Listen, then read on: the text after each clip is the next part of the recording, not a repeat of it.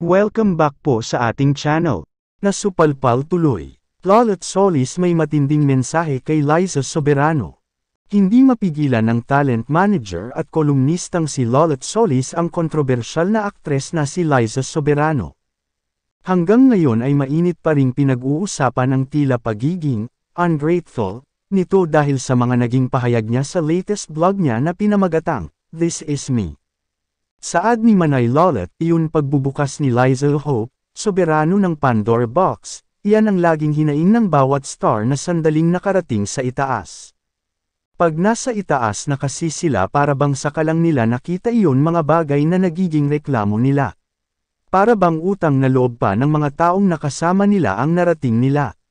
Iyon false feeling of sacrifice na sinasabi nilang nangyari sa kanila.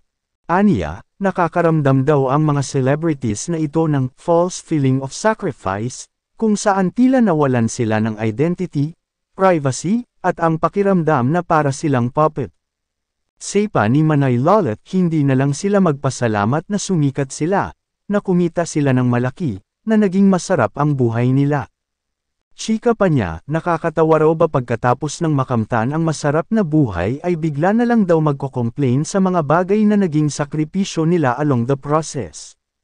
Banat ni Manay Lolet, you pay something for whatever you get in life. You aspire for something high, dapat ready ka sa anuman bagay na kapalit nito. Kung gusto niya naging tahimik ang buhay niya, dapat hindi siya pumasok sa showbiz at nanatiling Hope Soberano for the rest of her life. Naging Liza Soberano ka, lahat ng dapat ibigay ng pagiging Liza Soberano mo ibigay mo kapalit ng magandang bagay na gusto mo makuha. Sabi pa niya, katumbas ng malaking pera na kinikita ng mga artista ang pagsasakripisyo ng ilang bagay sa kanilang buhay. Bawat pera na darating sa iyo may katapat na bagay. Nawala privacy mo, dahil naging kapalit iyon ng pera na kinita mo sa showbiz. Wala yatang propesyon na sinlaki ng ibinabayad ng showbiz ang kikitain mo. Shock nga mga doctors and lawyers na ang kinikita nila sa loob ng isang buwan ay bayad sa isang araw na trabaho ng isang big star. Malaki ang bayad sa isang artista, kaya malaki din ang sakripisyo na dapat nilang ibigay bilang kapalit, pagbabahagi pa ni Manay Lolet.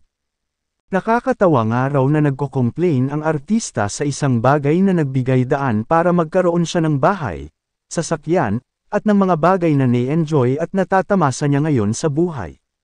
False victim feeling ang nadarama ngayon ni Liza Hope Soberano. Wake up girl, gumising ka sa katotohanan ng buhay. Be honest in living your life. If you enjoy the aircon in your room, the ride in your car, just be thankful. Huwag na iyon pa-eklay na para kang puppet. Huwag mag-feeling profound o know-it-all dahil nega iyon. Just enjoy life. With or without Liza Hope Soberano, buhay pa rin mga taga-showbiz. Ikaw ang may utang sa showbiz at walang dapat tanawin na utang na loob sa iyo ang showbiz, hirit pa ni Manay Lolet.